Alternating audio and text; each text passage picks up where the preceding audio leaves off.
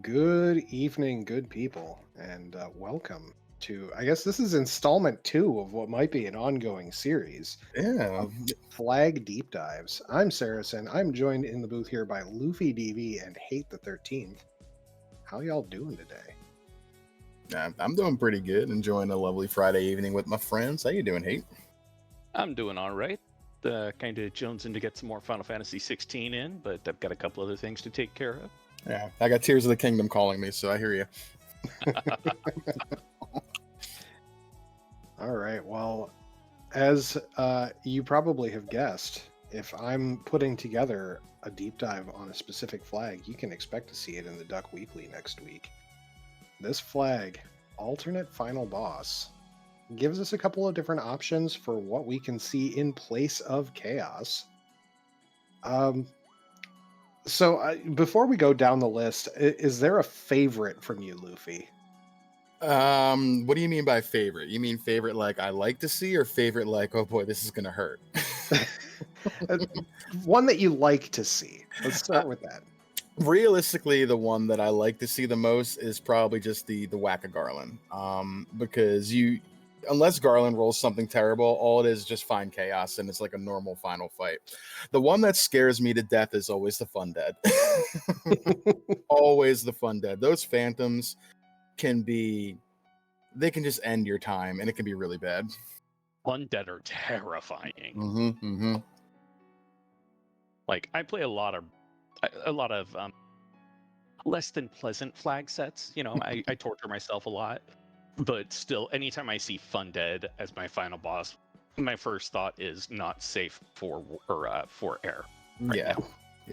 Yeah. You really got to just deal with the riffraff of those phantoms as fast as possible because they will hit you so very hard.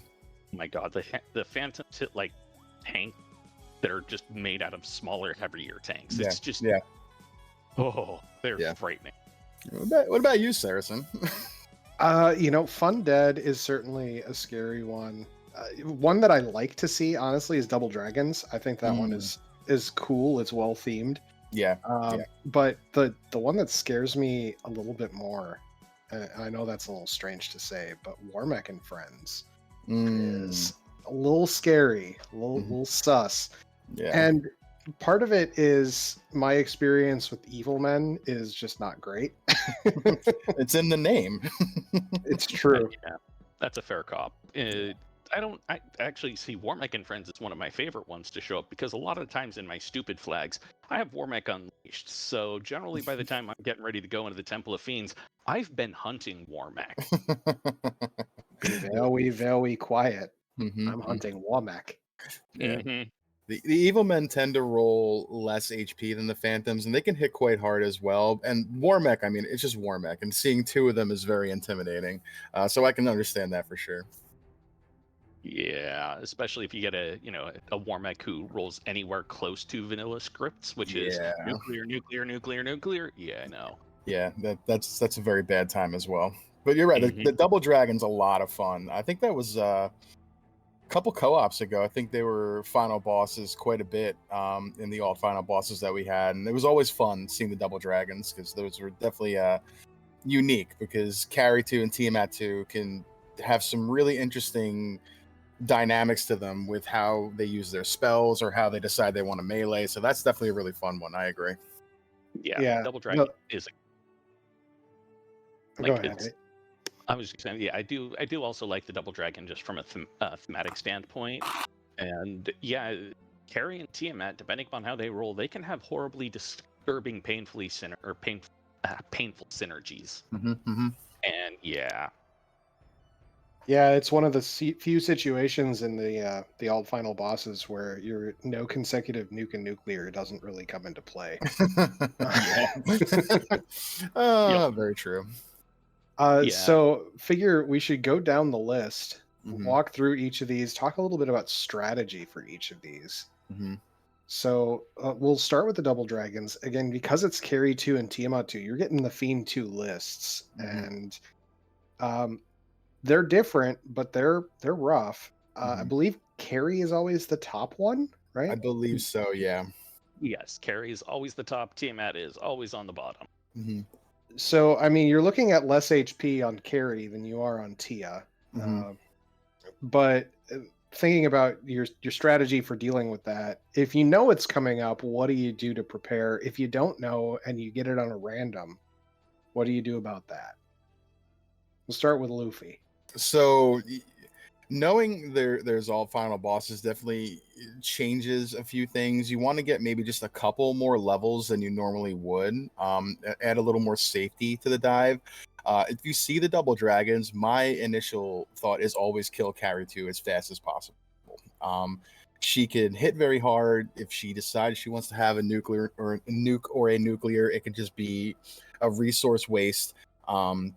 Definitely want to go after her first and then go after Tiamat second. Unless for some reason, when you're going through Temple of Fiends, you see Carrie have, less than nothing if that fight lasts a couple rounds and Tiamat, comes out with something really vicious. You can go for her, but my thought is always go after Carrie 2 first. Just get her out of the way and deal with Tiamat. Yeah, for Hey, me, when I run into double dragons, my strategy really depends upon how the Fiend 2 fights went. If I see Carrie is spell happy and not quite as punchy, but Tiamat is really punchy, I'll generally try and take out, well, depending on spells, I should say, I'll try and take out the one that's more melee heavy first. Just because, well, once again, depending upon the spells, that one can be a bit more problematic because, oh, look, I have just hit your white mage for 900 damage. Bye-bye. You don't want to have that around. That being said, if you run into one that's spell happy and it happens to be, let's say, oh, Bane, Nuke, Fire 3, Crack, Nuclear, well, that one's gonna die quick, or you're gonna die quick.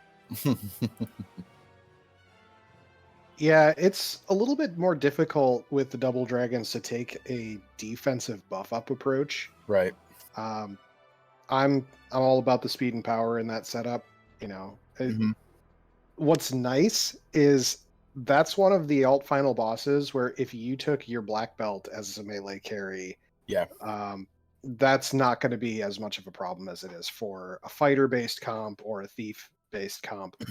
Um, the black belt is still just going to punch through in like 2 or 3 rounds. You're just going to fast and temper it and you let it do its thing.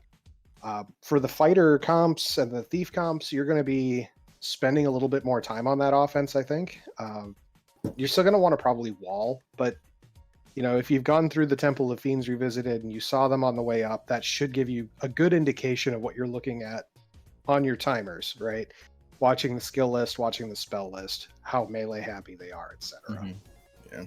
Black belts will just melt everything. They can one punch Carry 2 if you get lucky enough, if you have the levels high enough. So definitely like to see that with a black belt. But to your point, if you got a fighter and you got to do some buffing, you don't have a whole lot of time to get that out with both of them coming at you in a single round. So you got to really be careful what you're doing. You want to get the wall out, like Saracen said. If you have fast, you want that out as fast as possible, like always. But you definitely can't waste time trying to invis too much or worry about evasion. You got to just get offense going as fast as possible.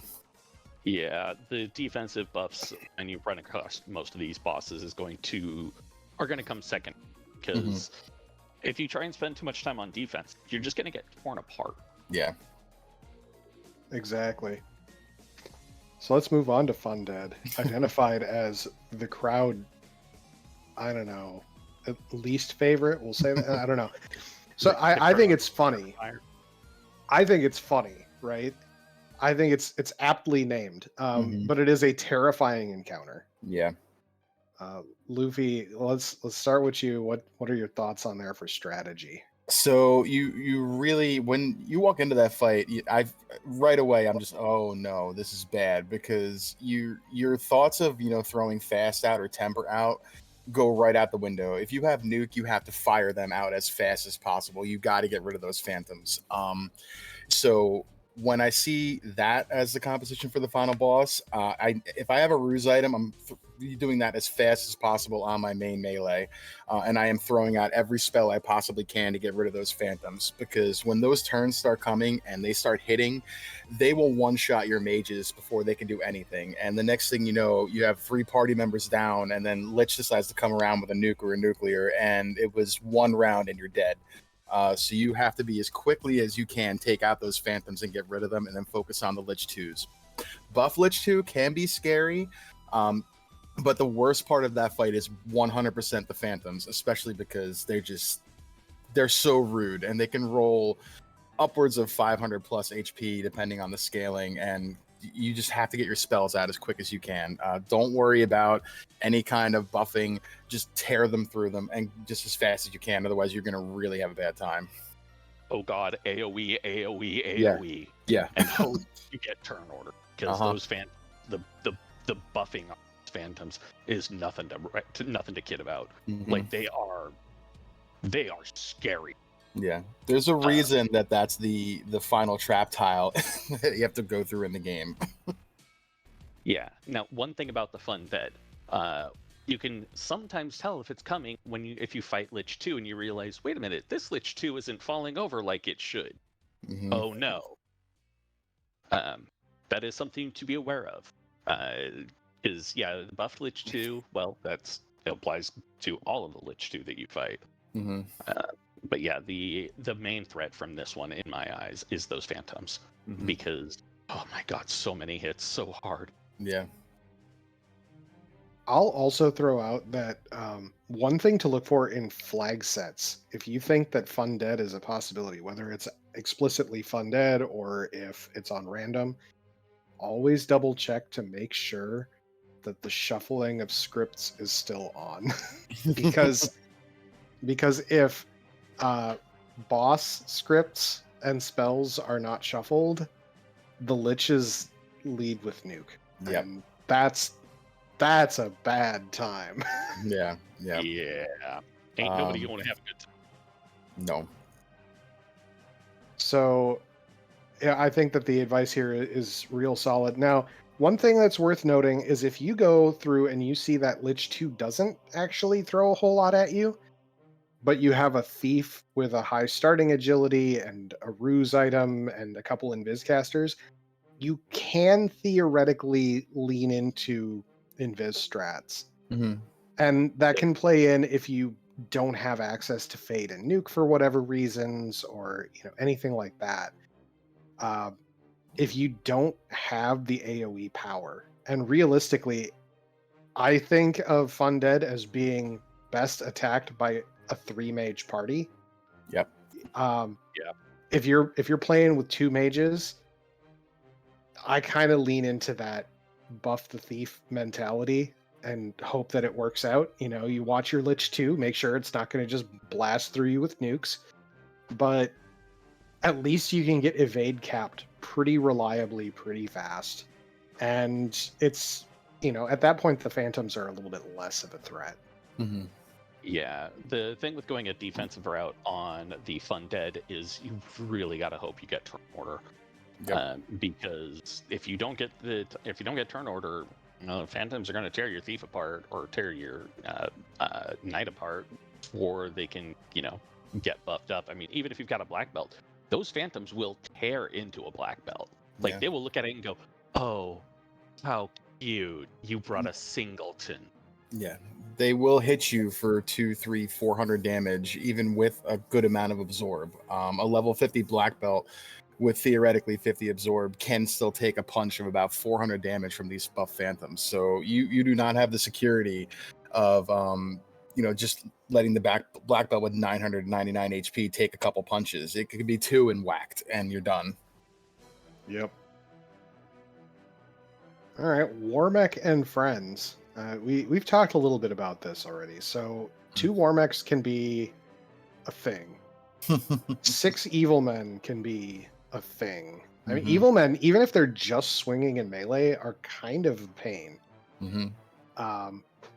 So, Hate, we'll start with you on this one because I've been favoring Luffy here. So, Hate, what are your thoughts on how to deal with this? Generally, I go for more of a defensive strategy depending upon how Warmac rolls. The evil men are generally going to get taken care of just by you throw out a couple of AoEs, and as long as you don't have your scaling set to like 400 on the hit points, 2-3 nukes, they're going to go away. And that allows you to focus on getting your melee attackers set up so Warmac can get taken down. Yeah, that's kind of my strategy for it. It's, spray and pray almost. But, like I said earlier, a lot of the time, the dumb flag sets I'm playing, I'm hunting Warmacs for sport. So, All right, Luffy, what you got on him? So I agree. I think when you see Warmac, if you've already taken one and you've taken that fight for a level or two, you definitely have an idea generally about what you're going to see, because that fight will probably last 3, 4, 5 turns depending on how much buffing or what's going on. So knowing what Warmac has is pretty important. So I agree with Hate. Like when I see that, it's a little bit of the opposite from the Fun Dead, where it's spray your AOE as fast as possible. I definitely want to ruse up and buff the melee as much as I can, as quickly as I can, because you can take out some evil men, with some tier 3 AOE if you get lucky enough. A lightning 3, a couple rounds that'll get you there. Same with the nice 3. If you don't have nuke, it'll work. But Warmac can hit very hard as well. So getting a little bit of evasion on your melee character is important, especially when there's 2 of them. 1 is bad enough, 2 is worse. So you definitely want to lean into that a little bit more. I agree with Hate. And then do a round or 2 of buffing, and then try to get rid of those evil men before they're chipping away at you for 150, 200. To your mages without being too careful. So definitely buff first and then spray your AoE second. Yeah, I definitely follow that. The knowledge of what Warmac brings is very important, but also the understanding that this fight accelerates a Warmac fight dramatically. Getting rid of those evil men as fast as possible is very important, because every swing that they do is material, right? It is going to do damage even if you have decent absorb. It's going to take resources away from the fight. And remember, hit points are a resource, right? Like, we're damage boosting our way through these encounters a lot of the time. When you've got 2 Warmacs, that equation changes a bit. And so taking a little bit more of a defensive strategy on this one tends to work out well. yeah, and a positive of the evil men, they don't have any elemental strengths. Like, they resist status, poison, and death, but the normal elemental spells, they'll hit them for normal damage. Yeah, so you don't have to worry about any odd resistances or anything like that. You don't have to lean into nuke as much with them as you would with the Phantoms. Yeah. So Whack-A Garland, which we saw last night in the co-op showcase that you were in, Luffy. I think it's funny, but it's not really much of a threat. I'm a big fan of just, you could throw out like a fire 2 and take out Garland on average. Yeah. But what are your pointers on it? So this one, when I see it, I'm like, oh, okay, this is kind of a normal fight. I will use an example, though. We talked about it a little bit last night. If Garland decides he wants to have something, anything at all, to throw a little frustration at you, this can be absolutely terrifying. Shum and I mentioned it. We did a practice, a week or so ago. Garland decided he was going to have Thunder. He didn't see that when he killed Garland. I did. So we go through the whole seed knowing that when we get to that fight, we have to get rid of these Garlands, because if they decide they want to roll 6 Thunders out there before you can even get a turn in, your party's done before it even has anything that it can do. Same goes for if they decide they want to have, Bane or something stupid. If Garland wants to have melee, it's a joke. If Garland decides he wants to throw out anything at all that can be frustrating, this can be a bad time. And then chaos is going to chaos, no matter what. If you find him, worry about getting rid of the Garlands. A single, like Saracen said, fire 2, lightning 3, any kind of tier 2 or 3 elemental will work. If you got nuke, it should spray the field and be rid of them in a turn. But be wary when you take Garland in the beginning of the game. If he decides he wants to have something, and that's a possibility of being your end fight, watch out, because it can be nasty. Yeah, anytime you've got a random final boss or whack a Garland, when you find Garland, kind of want to pay attention to what he's got, provided you just, absolutely raffle stomp him, because it's like, oh, look, I haven't found Topher until it's co-mode time. Well, let's go. Yeah, it's not the worst idea in the world to just take a round or two more than you normally would swinging on Garland just to see. If he punches 2-3 rounds in a row, you're fine. But if he punches one round and then throws out Thunder the second, you could be in for some hurt. 100%. And, beyond that, it's just chaos is chaos. Yeah. But, there's a certain element of confusion that comes out when you have so many additional chances to roll on the RNG table. Even if you take 2 rounds to just sit and wait on Garland to see what happens, it could be like a 64, 32, 32. So like it only has a 50% chance of doing something other than melee. Mm-hmm. Well, when you've got 8 of them, yeah. And the great likelihood is you're going to lose a lot of initiative on a 9-pack like that. So, All right. Sahagan Wagon. Kraken 1, Kraken 2, 2 to 4 Arsahags, and 2 to 4 Wizzahags. This one's got some hands. or tentacles, or This is a PG stream, but we know where you're going with that. Yeah. So, Hate, what are your thoughts on this one? The biggest terror for this one is, oh god, Kraken 2. The Arsahags, Wizzahags, hey, look, I've got lightning, great, bye-bye. And if you can identify which one is Kraken 1 versus which one is Kraken 2, great, here's Brack. Or if you're real lucky, toss out a Bane and see how many of them take it. But the thing is, you can't differentiate generally which one is 1 versus 2. So, Trent Brack it's you totally can do it. You're going to have the normal Brack percentage of success on Kraken 1, and just hope that you target Kraken versus Kraken 2.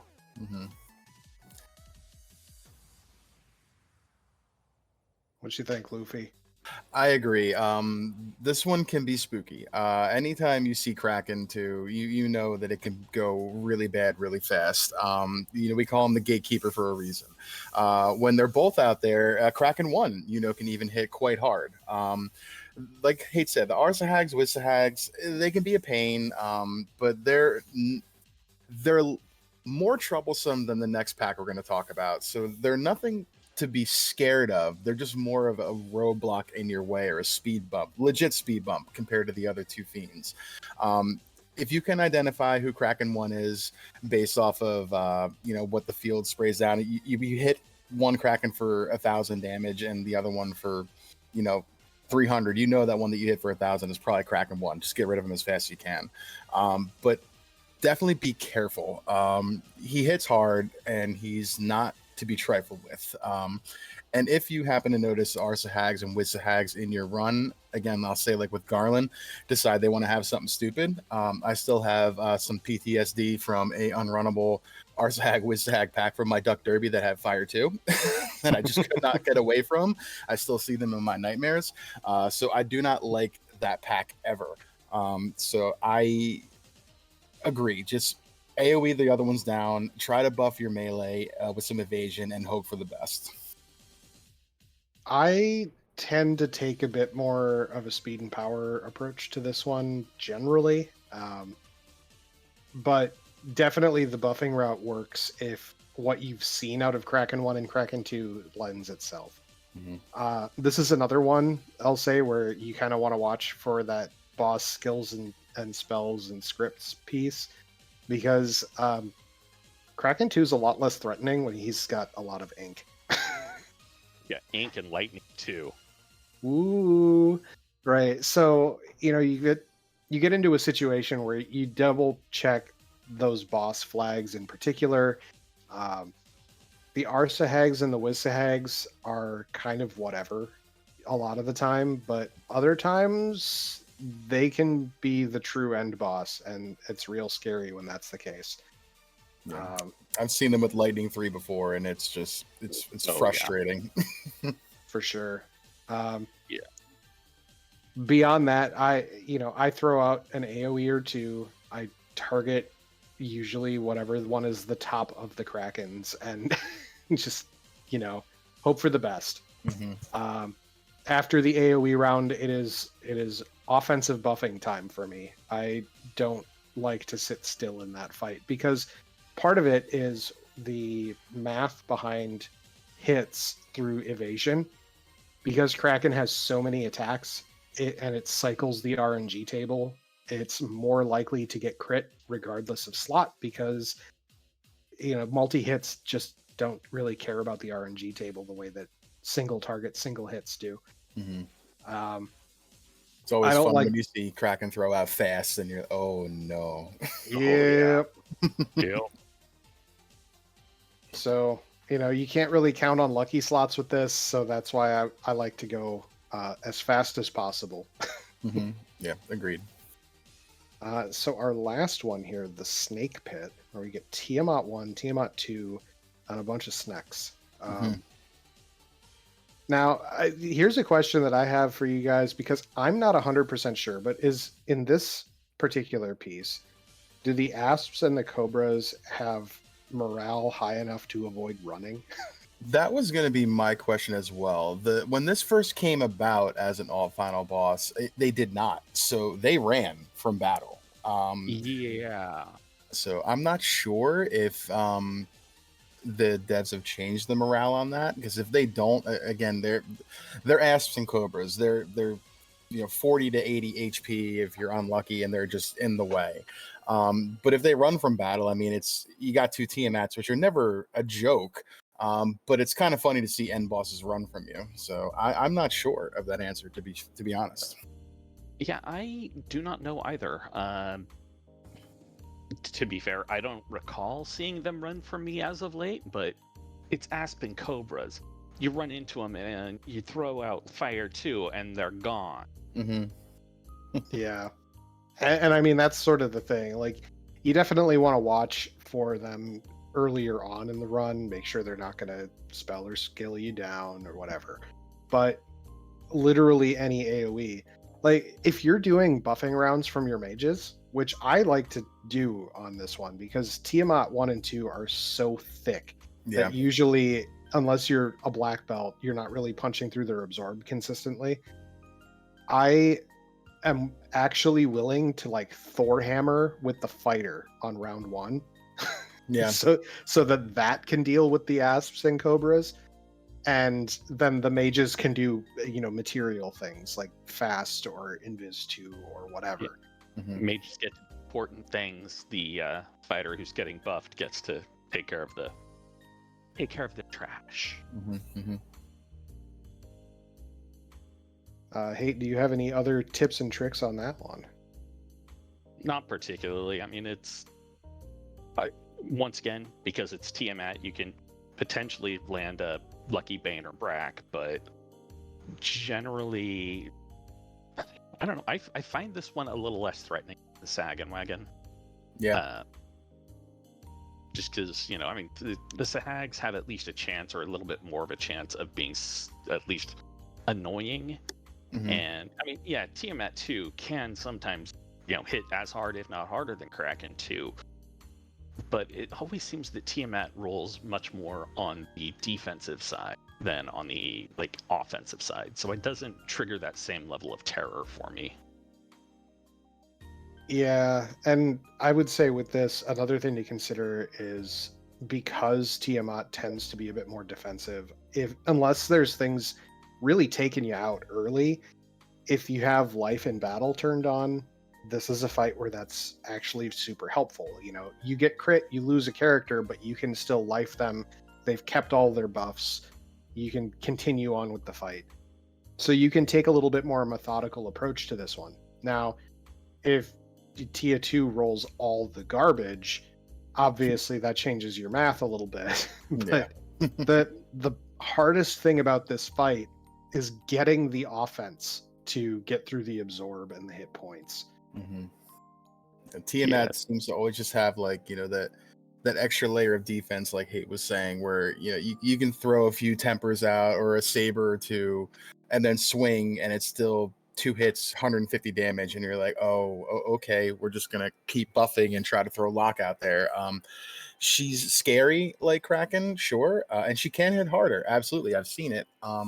But I feel like with her, unless she decides she wants to be spell or skill happy, you have a little more time to get your buffs out than you would with Kraken. And that's just because Kraken just, all those hits is always just so scary. Kraken does the smacking. Yep. So the last thing to talk about here, it's not on the tooltip help little question mark box, but there is an option in the drop down for random. And it picks from all the options. Mm-hmm. So if you're approaching a random, what do you do? Prepare for fun, Dad. Yeah, always. I always prepare for the worst and hope for the best. This will be assume funded. That's a good way to do it. 100%. Yeah. Mm-hmm. So, from my perspective, part of it is if I see random, and part of it is, the fun dead problem. I have to think from character select what my win condition is. Mm-hmm. And as soon as I see random, black belt is not an automatic one tap to that, right? Yeah. Black belts are so good at chaos because it's a single target, but the fun dead, the Warmech and friends, those are very scary encounters still. Mm-hmm. And making sure you keep things up on the way and all of that is very important too. Depending on, like you said, it definitely, if it's like double dragons, like I'm gonna windmill slam that black belt every time, because I trust them to get through it. But if it's random, you definitely want to think about your party. A 3-man party is much scarier rolling into a fun dead pack than it would normally be rolling into chaos. So be mindful. Yeah. If you see random, like I am a big proponent of 3-man parties, just because I've run them so much. I don't oftentimes remember to run when I'm running a 4-man party because I just don't remember to put the inputs in for it. But if I've got random, more often than not, I will try and take a 4th party member, just because even if they're just an ablative shield, I'm gonna want to have somebody there just in case it turns out to be, fun dead or Warmech and friends. Yeah, it's one turn that someone can take a punch that doesn't matter. Exactly. Well, and that additional max HP to your total party pool too. Mm-hmm. Fizzle saying 3 offensive casters coming up, and fun dead being a big part of that. I am definitely in agreement there. Mm-hmm. Yeah. One of the considerations as well is what is the environment you're going into with that, whether that's a long Topher or a short Topher makes a big difference. How many random packs you'll go through on the way. But also, what did you see in the seed as you're going through? Mm-hmm. So, anything else that we want to bring up here? I think we kind of hit on most of the finer points here, but I do want to hammer home what you just said about party select. You can't win a seat at party select, but depending on what you're facing at a final boss, you might lose it. So be careful. Don't get too cheeky, and just stick to something that you are comfortable with, and don't try to get too cute, because it can be difficult if you try to be. Just be careful. Yeah, like I said, I run garbage flags, and there have been more than a few times when I've been running some garbage flags in an archipelago, and I get to the end, and I have bashed my face against the final boss 4 times, and I'm just like, nope, I'm done. Mm-hmm. I've seen it. Yeah. All right. Well, that about does it for me as well. So I want to thank both of you for coming out, hanging out on a Friday, and all of you, chat, for coming out, hanging out as well. This is always nice to be able to dig into something like this because a bunch of the flags that we have in the randomizer are a bit more complex than others, and you don't necessarily have all the information just from documentation or the help boxes. So Mhm. I think a strategy session like this is pretty helpful for that. And as we go through more uh, Duckling weeklies where I throw weird stuff at you guys, definitely keep an eye out for announcements about more of these. I'm having fun with them. Luffy, Mhm. you having fun with them? And I look forward to this, man. You know I like hanging out with you. And Hate, I am super happy you were able to jump in and help out tonight, and Yeah, glad you could join the conversation. well, thank you for inviting me. I was when I saw that you guys had done the Spellcrafter one and I missed it. Like I didn't get a chance to catch it live. I was sad because I love Spellcrafter. Yeah, that was a learning experience for us. That was kind of Yeah. a spur of the moment decision to throw that together one day. So, uh, Yeah, some of the greatest things we do are thrown together last minute, though. So it was fun. yeah, I think this could be a series. So, Yeah. hoping to do more of these. Yeah. But with that, thank you all for coming out, and we'll have a fabulous Friday night. Enjoy the weekend. Happy 4th. Yep, enjoy your weekend and watch your fingers. Happy Canada Day to the Canadians among us. Yeah. Yes, that too. Stay safe out there, Canada. We miss you. And hope the fires go out because I imagine people are sick of chewing the air. Yeah. Most def. Yep. Good night, everybody. Bye.